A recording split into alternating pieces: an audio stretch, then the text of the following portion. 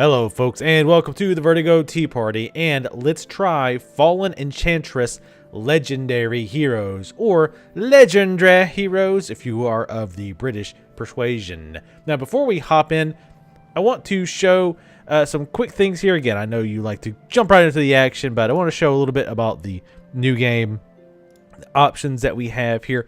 Fallen Enchantress, first off, this is a standalone expansion to Fallen Enchantress. You do not need Fallen Enchantress to purchase and play this game. To be clear, it's a tactical RPG similar to Heroes of Might and Magic or even Civilization. It's an interesting mix of Heroes of Might and Magic and Civilization. Maybe even more like the newer Heroes of Might and Magic, because I didn't play any past 2 or 3. At any rate, so when we're starting off, if we want to just play the game, we don't care about playing scenarios or the story, you can pick one of up to 10 different factions. Each faction has its own bonuses and its own negatives. For example, this empire I have been playing, the Empire of Rezelin, starts you off with these certain spells, but you only heal 1 point per season regardless of your level. Also, you can't wear any armor above leather, which is an interesting and negative to say the least. So you pick your faction, and you have a lot of options here for your map. You can pick one of the pre-created maps, or you can do it completely random. You can also choose a lot of the different factors that go into building the map, such as world size, what type of map it is, how strong magic is, how frequently you will see resources like iron and mana, things like that. So it's very customizable, which I like. You can even customize your opponents. You can decide how many there's going to be, what difficulty level. You can also customize further by creating teams. So let's say that you want a 2v2. So I could put, this CPU on my team, and then these two other AI controlled opponents on the other team, and go at it. I can see some very interesting combinations you could go there. One person I was speaking with said they had intended to try giving themselves like 5 AIs, but put them on the novice AI, and then 1 computer controlled AI that's set at the highest. Again, things like that could be very interesting and can add a lot to replayability. You can also do the scenarios. I didn't do the scenarios very much at all, just a few minutes. My understanding of the scenario is basically the story mode. Again, that's my understanding. I didn't play it a lot. With these types of games, I would rather just hop right in, play the game. I'm not really into doing the whole scenario thing. There is a tutorial, and if you're new to this type of game, I highly suggest that you give it a try. However, there are some things that they didn't really cover that you're going to have to either figure it out on your own, or search the web, check the forums, whatever. Or like I said, most of it's not crazy complicated. But for example, I was getting materials like ore, and I didn't even know there was a separate thing for ore after several hours of play. I didn't know it was used for anything special. I thought you just had production. But let's go ahead and load a game. I've actually played this for about 10 hours, going on 11. So I've put quite a bit of time into it. I'm not really good at these types of games, so I did load at the easiest setting just to get a feel for how everything was going to work out. It's been a breeze, but again, I put it at the easiest setting. So what else could I expect? So if you are brand new to this type of game, you might want to stick to the easiest. But if you've played any of these types of game before, again, like Heroes of Might and Magic, the King Arthur games, or Civilization, at least bump it up to basic difficulty, or else you're just going to steamroll the computer, which is what I have done to this point. So here is the map. You can see it's gridded out. The grids by default are not on, but I actually chose to turn them on. There is a plethora of options that you can go through. There's not a lot of PC specific options, which is weird because I think this is PC exclusive. One thing with the resolution I want to complain about, my normal desktop is 1920 by 1200, but for recording purposes, to avoid black bars for most folks who run in a different aspect ratio. I record games at 1920 by 1080, which you can see I'm doing now.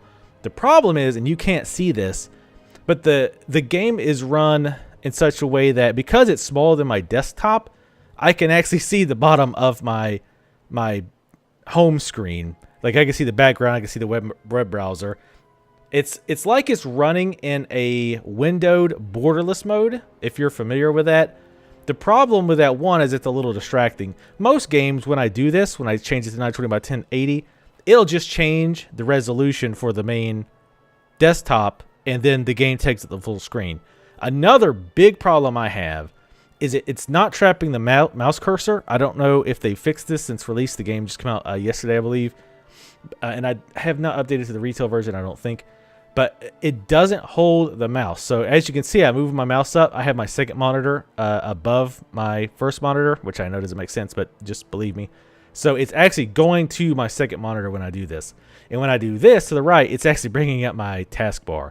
So this is a big problem when you're trying to move around the map. It's very irritating. I hope they fix that. But again, there's tons and tons of various options, zooms you can set. So you might want to check into that and get the game suited to your tastes. Honestly, these types of games, I always want to see the grids because it is very grid based. Again, like Here's Might and Magic and Civilization, as far as where you can put your cities, how you harvest the raw materials, things like that. It's very grid based. So I like to see the grid personally. Now here you can see my various towns, and again, sorry, I like comparing games to other known games that are popular, because I think it gives people a frame of reference, a common ground, if you will, so they'll understand what I'm talking about. But anyway, you have your cities, and like Civilization, you can select that city and choose to build different things. That's a bad option because that city's built pretty much everything that I can build. So has that one. These are all some of my early cities, so they're pretty far along.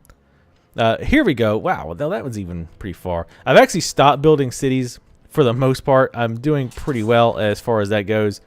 It's not one of my cities. Here we go. This one builds slower. But you can see I can build farms, schools, storehouses. And what's interesting is you can actually build, research and build add-ons for certain buildings. For example, this school increases my research per season, which is, in this game's terms, a turn is a season. This is a turn-based strategy game. But later on, I can research a college and a university to further increase my research per season, as well as give research bonuses to the city. A lot of buildings have that. And as mentioned, there is research. You do have research trees that you can see here. They're broken up into civilization, warfare, and magic. And again, depending on what you want to focus on, this game I actually focus on warfare, which is unlike me. I usually go diplomatic route, but I thought I'd mix it up a little bit. And as you can see, this is a pretty self-explanatory tree. For example, to get trading or administration, you have to get civics. And to get jolly cooperation, you have to get trading and administrator. Again, pretty self-explanatory. It tells you everything that it unlocks. You can actually click on each item. It would tell you below what it does in a nutshell. It also shows you the buildings that it unlocks. And each city builds to your research. And if you want to be research heavy, like if you want to get ahead of your competition, you'll want to build items in your towns, which will increase the rate at which you research. If you want to focus on warfare, you'll want to focus more on creating money, because when you make a lot of troops, that costs a lot of money. And if you just want to build a lot of items quickly, you'll want to focus on production, because those are the three main aspects of any city. They produce Gildar, which is money, research, which helps you learn new technologies, and production, which helps you build things like the buildings in the city, helps you build troops faster, things of that nature. Now you can see here, I've pretty much built everything I want. I don't want the sacrificial altar. You can also research ways to produce other things. So right now I'm just producing wealth. So all the extra production that I have for this city is going to making more wealth. So instead of building a butcher or a school or units, I'm just saying, you know what, take this extra and make money. You can also produce extra research and mana and growth. And we'll go over mana in just a bit. So you can zoom out and see the full map. One thing I don't like that I believe is missing, and I'm pretty sure I have this option turned on, is that resources are not always shown on the map. So, for example, this is a horse resource. So you can have mounted cavalry, but you need to harvest horses, if you will, in order to be able to build them, because you need horses for cavalry, right? So you need to find wild horses and build either a city next to it or a settlement within range, and then corral the horses, and then you'll produce horses for your cavalry.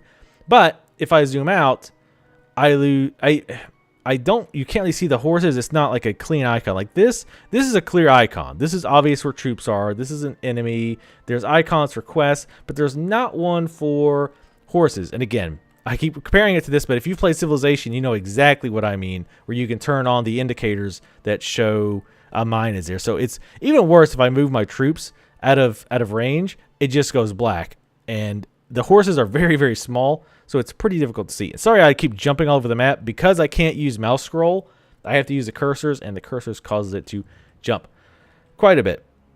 So next, let's talk about the armies. You have your sovereign, who mine is Oracle Circe. She basically, that's the champion you start out with. None of your heroes die, I don't think. Every champion I've ever had die just comes back at a new city. I haven't had my sovereign die, so I'm assuming the same thing happens there. I don't think you just lose the game automatically. But your sovereign and your champions both level up, and you can equip them, which is pretty darn cool. I like this aspect. So you can see, like, she's wielding a dagger. She's got various pieces of armor which give bonuses. You can get trinkets. Like, for example, this ring, whenever I do a melee attack, it gives me extra lightning damage. I've got a spyglass, which whenever she moves, normally you can only see so far with your unit. If you have this telescope equipped, you can see one extra block of space, and which is really, really nice early on when you're trying to explore the map. You can also trade and shop. You can sell some of the items that you've gotten. This is just another one of my heroes. You can also check out her traits. This is basically the skill tree. You have a general, every hero has a skill tree. I'm just going to call my sovereign it's champions, not heroes. I'm going to group her in with the champions because they're pretty much all the same as far as that goes, as far as I can tell.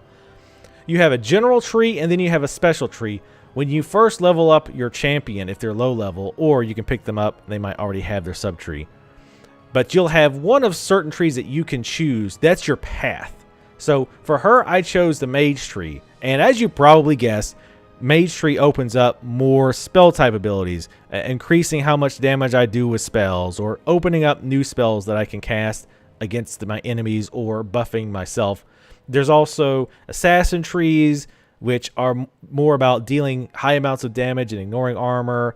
There's general, like not this, well, there's a leader. It's not called general, it's called leader tree, which is more about boosting your troops, boosting your towns. There's various trees, so you probably want champions in different trees to kind of cover all your bases. And again, I really like this aspect. I really like being able to get them loot as well. And speaking of, let's go ahead and look at the battle. That's what you guys want to see. So let's find, I actually prepped myself for this. Of course, now I can't find the guy. Where are you at? Find him over here. And as you can see here, before I forget, you can see a list of your units, your cities, and your quests. It's kind of a pain to, well, they just use the mouse wheel to scroll these. But let's say if you don't want to see your units, you can actually minimize it because you can get a lot of stuff here. So these are all my quests that I've got going on, and I'll go over quests in a bit. But you can quickly find your units here. However, I have found that if your champion and his army are in a town, it doesn't show up here, which makes it 10 times worse trying to find your hero because you have to click on every single town. So I don't know if that's a bug or not, but I would like them to change that. I would like to always have my champions and all my units listed here, or at least my champions, so I can quickly find them. But anyway, let's hop into a battle. As you can see, my little guy here, Nin Ratcatcher, he has his army, and you can see all the units to the army here. And here's some bad guys, some ogres. Now, when I hover over them, it tells me how tough they're going to be. If you see, look there, it says they're strong. It shows how far they can move on average, their attack damage, defense, all that good stuff. You can do the same, too, for yourself.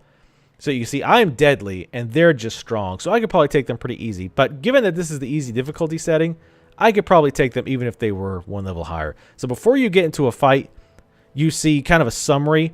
So it gets one last chance to say, well, do you want to do this thing or not? However, if they attack you, you cannot cancel. If you decide, whoa, this is a bad idea, you can just cancel out. But if they attack you, you either have to auto-resolve or battle. Auto-resolve does what you think it does. It looks at your armies and automatically figures out, okay, you'd probably have done this much damage or took this much damage. You'd probably win. Honestly, the battling is half the reason to play this type of game. So I'm not really sure why you would use that a lot. I use it when I've got a nasty army and I'm clearing up weak enemies. It's just not fun to terminate these little insects in my face. So I auto-resolve. But we are going to do battle. Now, I think pretty much every single time the battlefield is auto-generated based on where you're at. So I've done multiple battles, the same battle multiple times, like loaded it up, tried it again, and the layout would be different. I really like that. I think that's a really cool aspect because it does add a random factor into it. So there is initiative systems. The higher your initiative, the higher or the faster you will go in order, because again, this is turn-based. So this guy here, my Nin Ratcatcher, the champion, he has a really high initiative, so he's going to go first. And if you look on the left-hand side here, you can see the order of initiative. Though honestly, I don't quite understand how it works, because if you look, Nin Ratcatcher is right here. So if he was first, you would think he would either be here, if chronologically it starts here, or he would be here. So I've always been a little confused how this works exactly. But you can also hover over the units, and it might be hard to see on YouTube, but if you look on the left, it actually highlights their portraits on the left so you can see what order they're going in. But let's go ahead and fight. As you can see, I've got a bunch of spells. This guy is spellcaster focused. What I'm going to do is cast a group spell called Wither. It reduces the attack of the enemy army by 4 unless they resist. Let's go ahead and cast that. And you can see none of them resist. If they resist, it says over their head, resist. So now they all have a negative to their attack. So they're less likely to damage my troops. And I believe since it's an attack debuff, if they do hit, they'll actually do less damage as well. So I want to talk about mana, but first, again, I want to show you guys a little fighting because I've been talking a lot and not murdering. So as your guys' turn comes up, they'll be highlighted. They can move based on their movement speed. Obviously, mounted troops move faster, which is one reason you'd like to have them. But we're going to go ahead and move these guys down. And since they're too far to attack and they don't have any ranged attacks, they're still selected, but you can just move on to the next. Now you can see these war guys could actually move up. However, I don't want to do that. When you surround an enemy, the more troops I believe the more troops you have around them, the more damage you can do, or at the very least, it increases the damage that you do. So I don't want to get in there, because if that happens, this ogre and these two will probably swarm me and do a lot of damage. So I'm actually going to kind of hang out in the back with my buddies. Don't want to get too far ahead and wait. Now here's my little spider. This race can train spiders. They're not very good at combat, but some of the support abilities they can do are useful. And it actually has a really long range. So I am actually going to web this hergon. Yep, webbed. And now while he's webbed, as you can imagine, he can't move. So let's say I want to learn more about this hergon. Actually, let's look at the ogre. Let's double click. It brings up all the information about the ogre, tells you their strengths, their weaknesses, gives you all their stats. So if they're weak to fire or strong to fire, you might need to change your strategy. So again, I've got some sentinels. Going to move them up, trying to get into a line here so that I get the bonuses to attack. Now I'll try to use some special abilities in the combat. Oh, see, he hit our troops and got 2. Now we got the archers. Archers ranged honestly seems almost broken, because they don't have to move. Their range is pretty crazy, and they do pretty damn good damage. So as long as you have 1 or 2 sets of troops that can take the blows, archers seem to, or ranged units in general, seem to be really damn good. So since this guy's rooted, let's not bother killing him off. Let's focus on this young ogre on the left, because he's probably got low hit points. Nope, 16. Yep, and he's almost dead. I've got these grave wardens, which are spellcasters. So I'm just going to do a default attack by right-clicking. And we got him dead. We get XP, of course, for killing enemies. The harder enemies you kill, the more XP you get. He threw a boulder at my grave warden like a jerk. So now let's talk about spell casting quickly here. You see how these spells cost mana. You don't. Your champion themselves do not have mana. You have realm-wide mana. So if I go ballistic here and just cast spells, cast expensive spells, this will drain my country's mana. So if another unit gets into a fight, let's say I use 300 mana somehow, so I get down to 378 mana. So I have another champion who gets into a really nasty fight. They've only going to have 300 mana or 378 mana to do that fight. So you have to balance your mana not just for that champion, but for your civilization as a whole. And I didn't mean to use civilization because I immediately thought they're going to think I'm going to compare it to the game again. But he's got various spells. This is one of my favorites. Grave Seal. Target unit suffers critical hits from all attacks. Now this is completely unnecessary because we're going to destroy these guys, but I just want to show off the spells. One nasty combination, by the way, if you wanted to play, is to get 2 spellcasters in your group, cast Grave Seal, and there's another spell called Contagion. What Contagion does is it causes whatever debuffs that enemy has to spread to all the enemies on their team. So, but the downside to Contagion is it takes a full turn to cast. So that spell was instant. I clicked, it went. Contagion, however, I have to start casting, wait a full turn, and then choose who I want the spell to target, because it is very, very powerful. The problem with that is it's easy for... well, I won't say easy, but it's possible for enemy troops to attack that spellcaster between casting, and that could disrupt the spell, so the spell will not be cast. So keep that in mind. But Contagion, I have completely decimated armies by using the critical debuff where all hits are criticals and using Contagion. It's incredibly sick. So these guys are up close. They have 2 abilities. They're swordsmen. They can shield bash, or they can do a Wraith Touch. Wraith Touch is race specific. In other words, it's specific to my the civilization, the faction I chose. It doesn't do a lot of damage, but it does heal them. Not that they need it. Just want to show it off. They didn't really need the health because they were pretty much full. So we can go ahead and move up. Oh, I thought that was an enemy for a second. Let's see. We can't move again, so we're going to just spacebar. Now, you can tell how far you can move. And again, I don't know how easily you can see this on YouTube, but you can tell how far you can move that unit by the green squares. Honestly, this needs to be tweaked because there's a lot of terrains that you will end up on that these marks are very difficult, if not nigh impossible to see. So I would like these squares to either glow or maybe a bright color that's not going to contrast with it, because I got fought on desert, for example, and I absolutely could not see these squares at all. So that would be something I would like to see if the folks at Stardock are watching this. Stardock both developed and published this game, by the way. So these guys are ready to go. Let's just finish this fight. We're going to run them over here. Now these guys have 2 spells. Obviously Withering Touch, but they also have Impale, which I really like. It's not going to be useful in this case, but what that does is, let's say there was an enemy behind this ogre.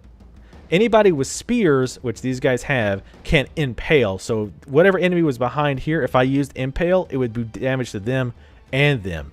It's hard to get set up, but when it works, it's really nice. We're just going to right click. Oh, see, they get a critical hit, which of course they did because we used that ability. We'll move our little spider buddy up here. Hope he doesn't get killed. Do 5 damage. Luckily, he dodged. And we're going to try moving these sentinels again, but they're not going to be moved close enough. The other thing with the Contagion, which makes it so ridiculously good, is that it doesn't spread just one debuff. All the debuffs on the enemy will spread.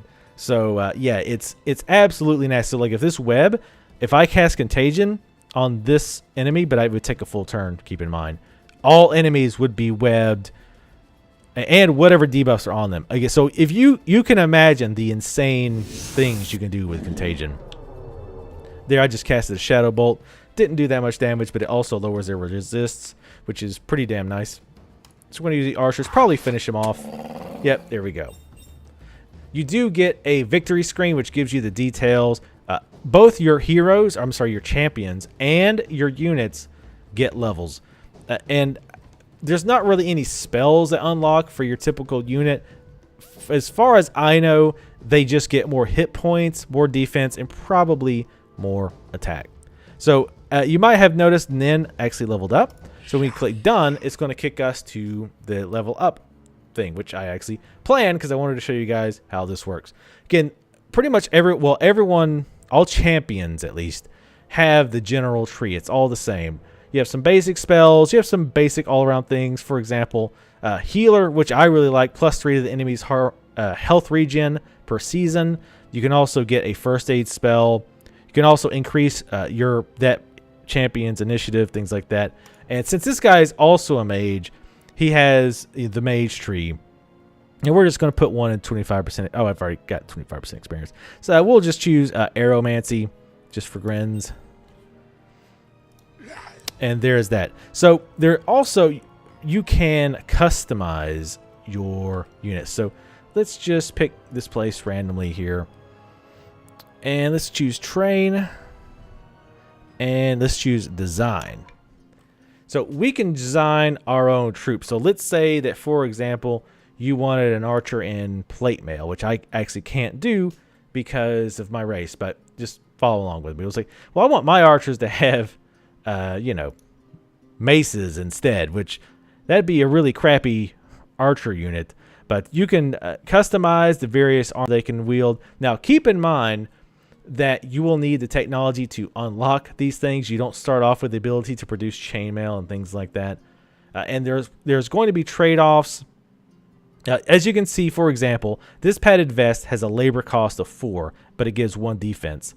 But this leather cuirass has a defense of 2 and labor cost of 6.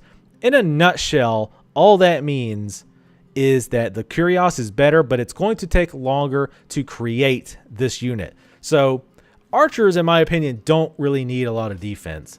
And you often want to kind of mass produce archers, at least on a small scale, like make 5 or 6 groups pretty quickly. So what you might want to do in this case is give them really light armor, like give them the padded vest and maybe the soldier's cloak, no shield, but give them, the best bows or best crossbows that you can get, so that they are still do a lot of damage, but you don't have a lot of production time wasted on defense. Hopefully that makes sense. Which I think this is really cool. I normally don't do this because, frankly, I'm not good at it, and I always feel like I'm going to screw up the unit, so I don't even try. But I know a lot of people really love customization of your attacking units, whether they be archers or spaceships. So those of you who are really into that, I believe that you will really dig that aspect. I really should have messed around with that a bit more, but you can also look at your ledger. There's a lot of information here. You can sort your cities by various things, by enchantments, mana, and all that good stuff. Sorry, I'm trying to blow through this. There's a lot of information to cover, and even though these are lich tries, I always try to get as much information as I can about the game so that you can make an informed decision if this is going to be a good game for you or not. So I do apologize that I kind of blow through things quickly and kind of stammer over myself, but hopefully you will understand. So here, and again, just going over the AI, you can see Darkington is creating a butcher 4 terms. You can name your cities by the way. These guys are kind of emo, so I named the cities kind of emo-y name. Like this is Gloomsburg, this is Mopesville. I thought they were funny. But at any rate, yeah, there is that. Now, champions. How do you get champions? Champions are pulled in via your fame. Doing quests, building certain wonders, doing certain heroic things will get your kingdom and your faction fame. If your fame is high enough, you will start attracting champions. The weird thing about how champions work is they always present you with 2 different champions. They'll say, well, you can pick this guy or this girl, and it'll tell you the attributes of the different champions, and you just pick one. Honestly, that seems a little arbitrary. I can see why they did it. It's definitely not what I would consider a negative. It's just a little odd. Again, it's not. It's just something that I thought was weird. But again, I can see why they did it. But anyway, yeah, you pick one of the champions, and then they start to work for you, and you want to give them armies to use to smack down your enemies. And if you want to go to another one of my armies over here, you can see again. You can see her troops here that I have with her right now. She actually has another champion. You can put multiple champions in an army, and you unlock more slots to put units in by doing research. When you start off, I think you can only have 5 different units with you, but as you research, you unlock more and more. And obviously, you want more and more diversified units in your regiment. And of course, you can swap these out at any time. Like, let's say, you know what? I want to get rid of the swordsman. Swordsman, you go back home, and I'll do that. They'll just leave and say, oh, okay. Why do you hate me? And then they'll make that long walk home, and then we'll just be without swordsman. And we can replace the swordsman with whatever else that we need to. So, as you saw, there was also these horses and these mines that you want to get. Actually, let's do this first. So again, I just researched a new technology, weapons of war. It lets me create new weapons. Let's talk about the weapons. I'm just going to pick something random on the training or the research menu there. Though I really like the way they did weapons. For example, let's go to, I want to go to one of my champions here. She's got this guy. Yeah. Now, again, I can give this guy different equipment, and he can wield different weapons. Based on the weapons you give them, they will have different abilities. So, for example, if I give them axes, he can has a backswing ability or a cleave. Cleave strikes 3 enemies that are adjacent, which actually is really, really nice, especially if you position your troops correctly. The enemies basically run into you, and you can just cleave them all day. It's pretty beautiful. Backswing is really nice too. If the attack misses the unit, gets a second attack against the same target. But again, other weapons have different bonuses. Like this is a hammer. You can do a bash, which has a chance equal to the damage done of knocking the victim prone, or a crushing blow, which is 100% to attack, but you lose your next action. Which that is a very hit or miss, as you can imagine, because you're stunned the next round. But sometimes you just want to kill an enemy fast because they're doing a lot of damage. So it's worth losing that turn to use it. Also, and see, this is where the strategy comes in. If you use bash on a unit, or if you have a unit use bash that has a very high initiative, then losing that turn might not matter because your turn is so high up the hierarchy, it might not really in the long term really matter, even though I guess they still have the same number of turns. But anyway, yes, so that is how the weapons work, which again, I really like. I like that idea that different weapons give you different abilities. It's not like, well, you got cleave and you can cleave with a hammer.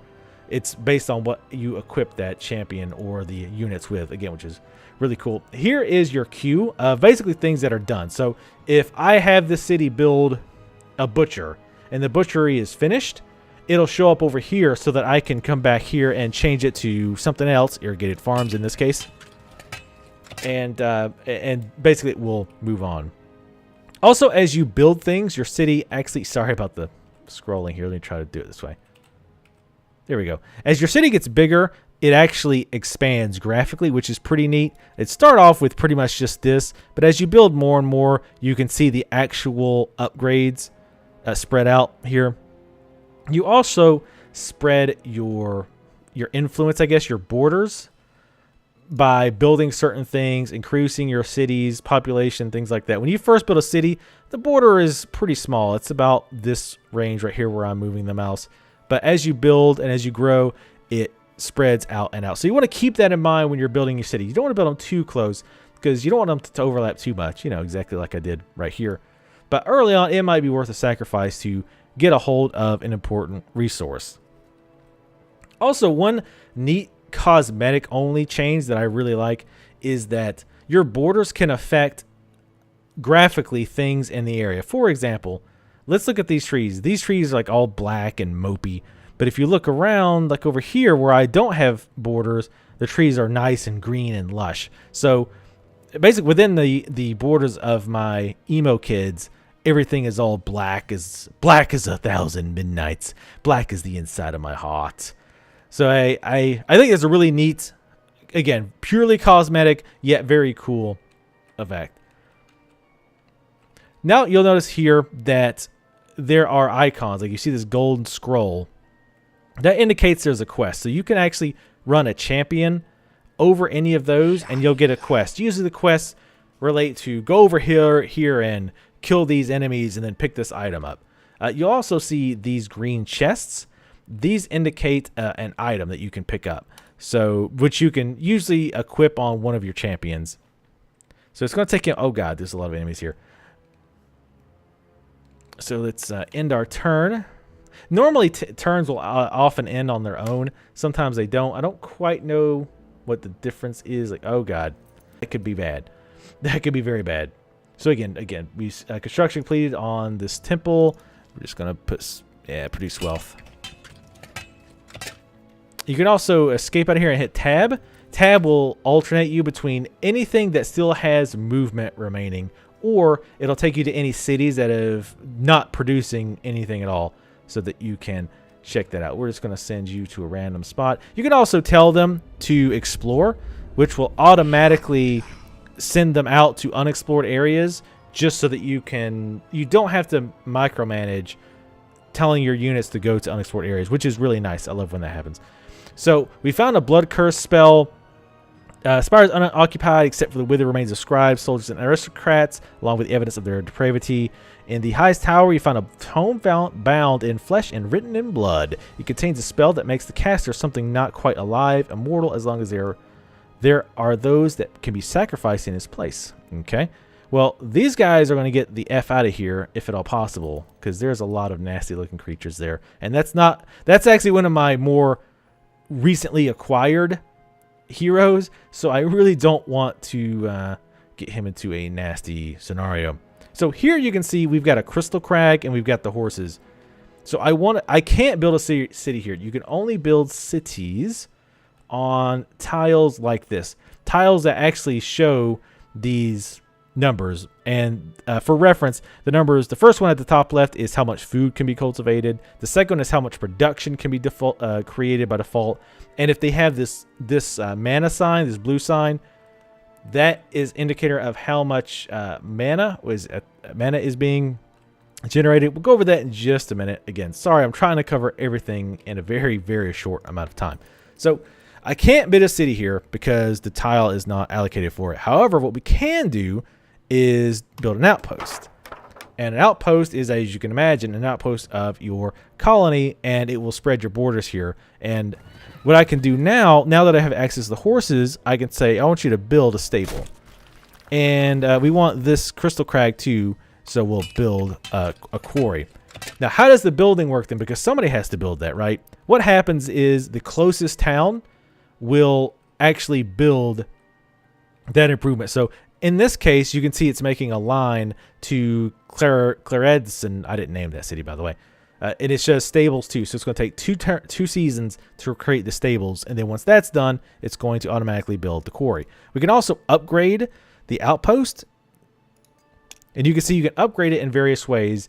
You can give defensive bonuses. So if you're putting this outpost in a very highly contested area, you might want to buff it in such a way that it makes it easier for your troops to defend. If that's not a concern, what you might want to do is this one, constantly increase the growth of the city attached to this outpost. So we'll go ahead and just do that again, just because it's nice and quick. And again, you can further upgrade, but again, it will take time and does have to be created. And outposts tend to be very easy to lose. So if it's in a contested area, you'll probably want at least a few troops on it. So we just talked about the crystal quarry. Like, well, what is that? What are crystals used for? Your crystal count is listed up here. Now, if you've played Civilization, when you get a resource like coal or horses, you just get one of those, right? But you can use it as much as you want. So let's say if this was civilization and I corral these horses, I could make horse units until the cows come home. But if I wanted to trade horses with another culture, I would need to find at least one more resource node of horses. Does not work that way in this game. The way it works is, here's a good example. I already have a warg farm, if you'll want to call it that. Or at least I had one. I don't know if I rebuilt it. Anyway, I had a warg farm. Now, and when I captured it via an outpost, they start producing wargs. And right now you can see it says I'm producing 0 wargs per turn, but normally it will say like 1.2 wargs per turn, whatever. And you can build units based on how many wargs are needed. I think most just require 1 unit of wargs. I'm not 100% sure on that, but that's how you generate resources like wargs and horses. Same thing works for other things like crystal. You also have metal. I'm not sure what other resources there are, but those are some of the major ones. Crystals are used to create some buildings, and I believe some troops as well. I'm not sure on that one. Metal. This is one of those things that the tutorial just did not cover well, both the crystals or the metal, as like, you know, what are they used for? It tells you how much I'm generating. It also tells you, you know, which cities are generating the metal. Metal, from what I can tell, is to produce certain units, I believe. I don't think you use it for any buildings. I do know you use it for upgrading. So let's say that I've had this selection of units forever. They've just been really successful. However, I've still got, short swordsmen from the very beginning of the game. Their equipment is old. I've since researched new, better damaging swords, new, better armor, new, better shields, and I want to upgrade them. So what you can do is move your units within range of a city, and we're just going to skip all that for now. Move your units within range of a city, and you can choose to upgrade. Now, it costs money, and it costs iron to do the upgrades based on how big of an upgrade it is, but it does give you that option so you don't just have to suicide those older troops. Occasionally, you'll get messages like this. This one says, a message from Obsidian Golem, created to destroy, I await one powerful enough to serve. Now, one thing I don't like is it doesn't tell you where that's coming from, though usually if you click on this, it will tell you when there's enemies in your territory. Click on that and it'll take you to the enemy. Most enemies, at least on the difficulty I've been playing on, again, which is easy, I don't really have ever seen just these random enemies destroy a town. They will occasionally destroy your resource nodes. Like, for example, here I have a death altar, which is harvesting these death shards. I have seen enemies destroy that. These golems, though, pretty harmless. They will attack troops. But other than that, they just kind of wander around. And even though he says something about, if you defeat me, or something about finding a master, I've not found a way to actually control them. You just kill them and they die. Again, there may be some way to capture them. I don't know. And there's a horse farm, which I didn't know I had. So let's go ahead and build a stable on there as soon as possible. But, sorry, just checking my notes here. Oh, this game does support mods, by the way. So I don't know how big and active the modding community is for Fallen Enchantress. Again, I never played the original.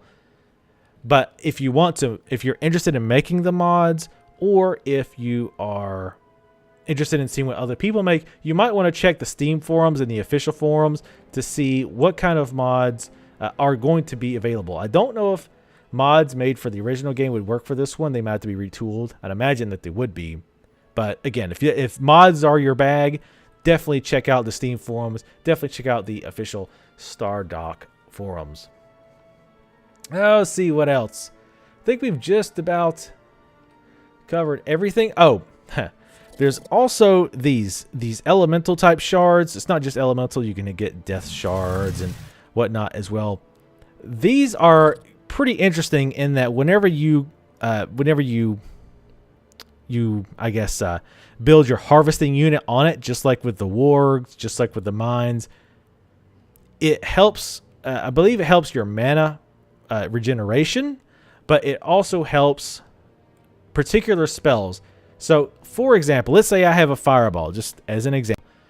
It does X base damage. However, it can do additional damage for every single fire altar that I have.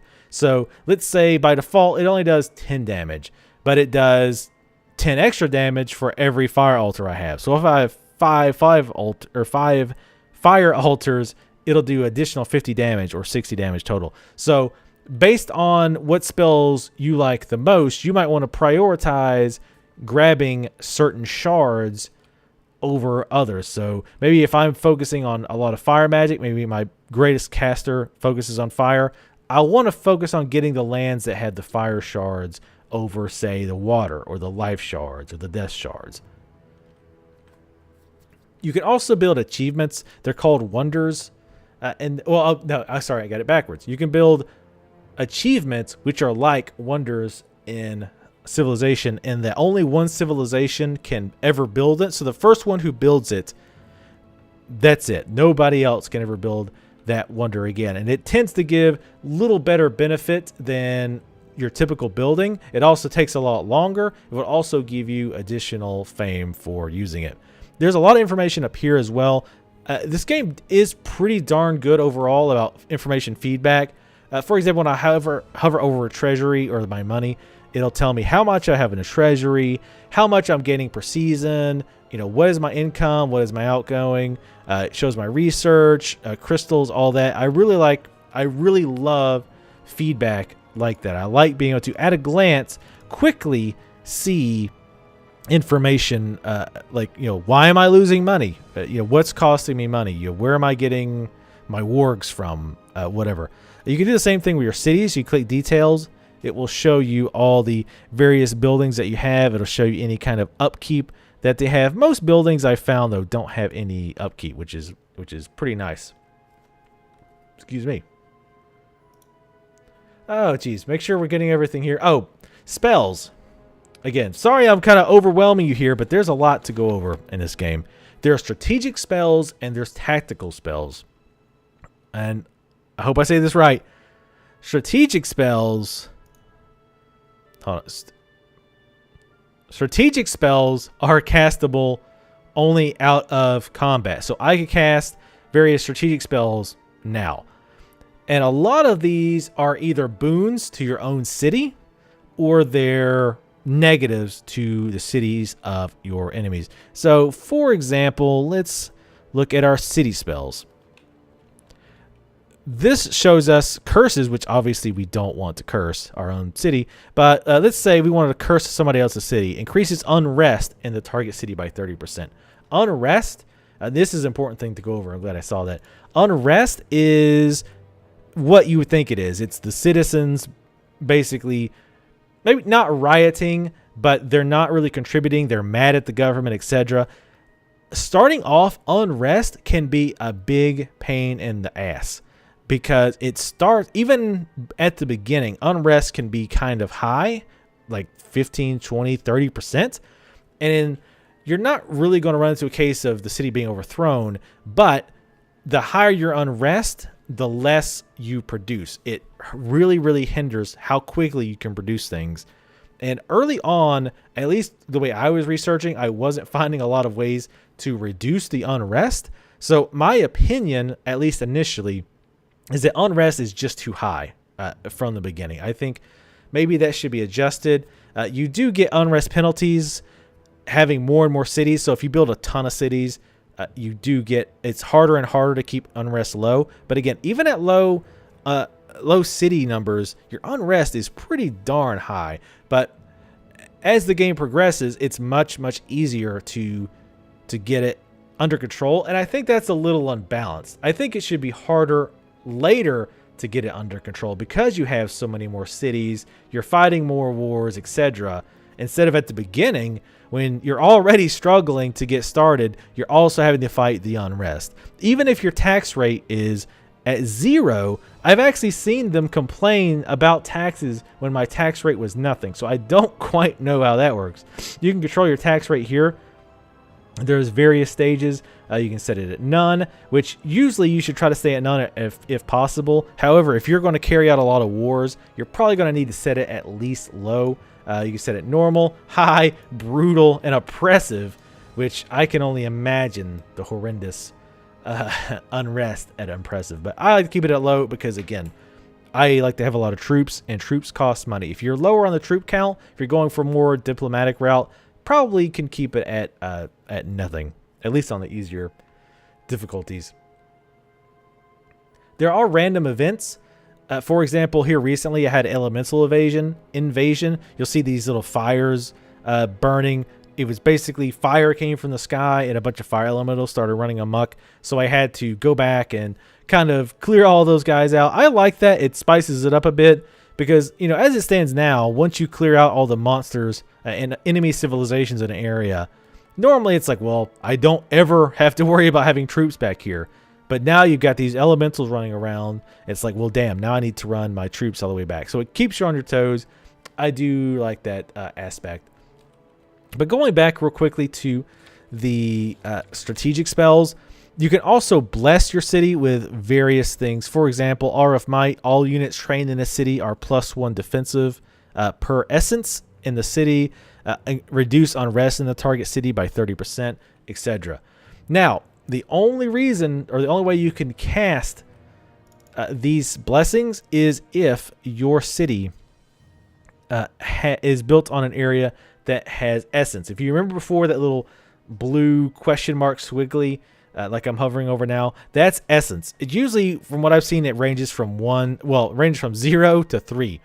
You want a city that has at least 1 essence, because some of these blessings are pretty damn nice. You at least want one of them on there, and I think there's ways to improve the essence. I've seen mention of it, but I haven't found any myself. But like you can see here, I've got Aura of Might. All units trained in the city are +1 defense per essence, because this city I have designated as a troop building city. So I focused on getting all my army improvements in here first. So yeah, definitely as soon as you can, buff your town with the strategic spells. The tactical spells can only be cast during combat.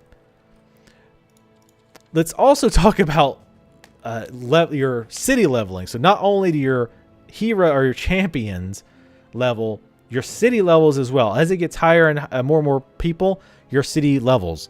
And one cool thing about that is, just like with your champions, there are trees that you can branch into with your city. So for example, Gloomsburg is my capital, and it's my main, or one of my two excuse me, one of my 2 main unit producing cities.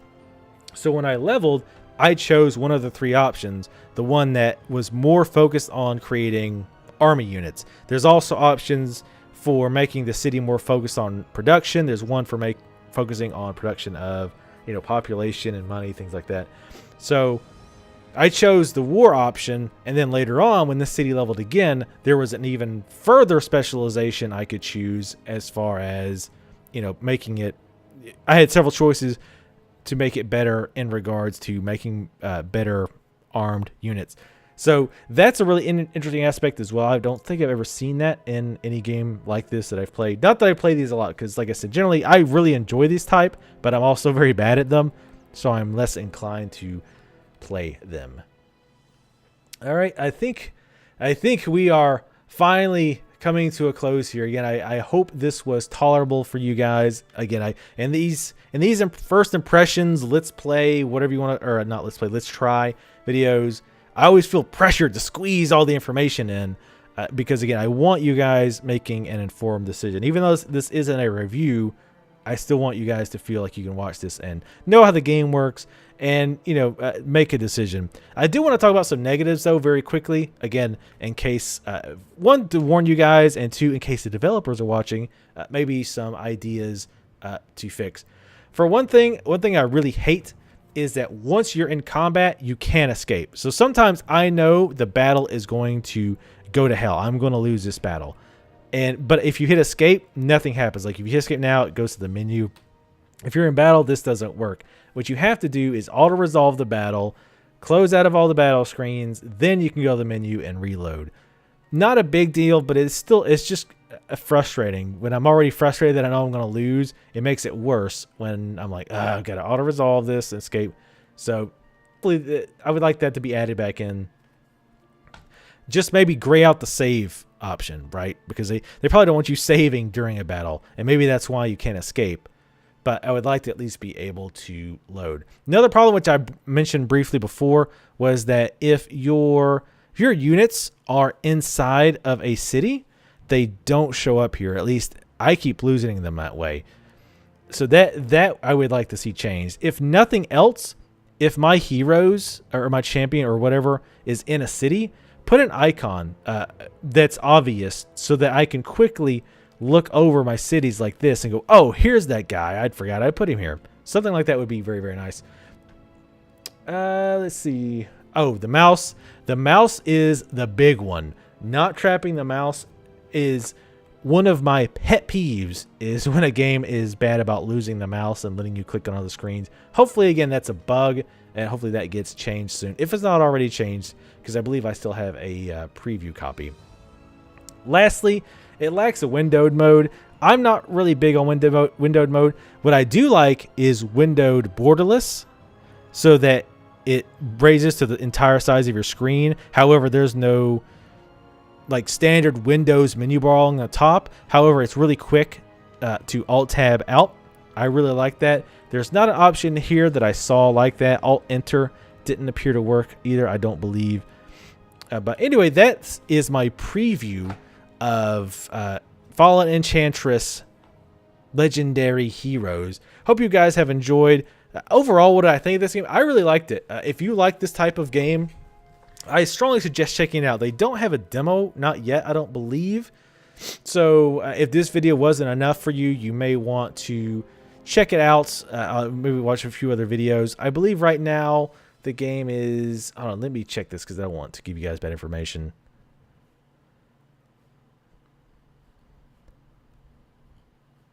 Okay, yes, the game is $40 right now, $39.99 on Steam. I will link it in the description bar below so you can go check it out. But yeah, I definitely enjoyed it. If this is your bailiwick, if you are into this, definitely check it out. I really like the depth of the game. I really like the various resources. I like being able to... I like your cities upgrading. I think that's a really cool idea. I like being able to equip your heroes with various armor and weapons. I like being able to... I like the theoretical ability to edit your troops. Even though, again, I probably wouldn't use that a whole lot myself. I think the idea is really cool. And I might dig into it one of these days if I get more confidence that I'm not a complete idiot and can make a troop that's not going to get destroyed. But I think that's really cool so people can try out different experiments. Like, I want to, make juggernaut units who have the strongest, heaviest plate armor so they can't move much, but they're, got spears, or maybe they're all riding wargs to make up for the mobility issue. Whatever. I think it opens up a lot of issues or a lot of possibilities for folks. The ability to automatically generate new maps and put in a whole lot of different variables so that you can try different builds out. Try an Alamo type scenario where you're fighting, against 10 different, or well, I don't know if you can make that many, against like 7 different AI controlled opponents to see if you can somehow survive or see how long you can survive. So I think that adds a lot of replayability to the game. I've also, one thing I did not try, I don't think it has multiplayer. Again, I could be wrong on that, but I don't believe that it does. If I'm wrong, I will definitely mark in big letters in the annotations above. I meant to check that again before I started recording, but I forgot. But anyway, I've been rambling for far too long. Definitely check this game out if you're into this. I think you'll enjoy it. I think it's really good. And let me know what you guys think if you've played it, or you're thinking about beginning it. Let me know in the comments below. I'd be very interested if you guys buy it based on this video. I honestly want to hear your opinions of the game and this video, because again, these videos, I swear to God, like, I always feel bad about them later because it feels like, oh, I just tried to shove so much information in there, and I had about a billion uhs and ahs, but hopefully I covered pretty much everything to know the basics of the game so that, again, you can make an informed buying decision. Thank you guys for watching, and I will see you next time.